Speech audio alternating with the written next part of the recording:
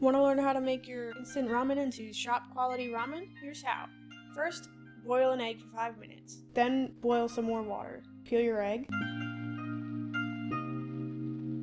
Put it in a plastic bag with some soy sauce and marinate it for 10 minutes.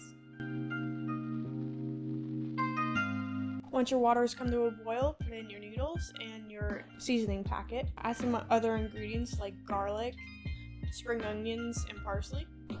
Also some soy sauce.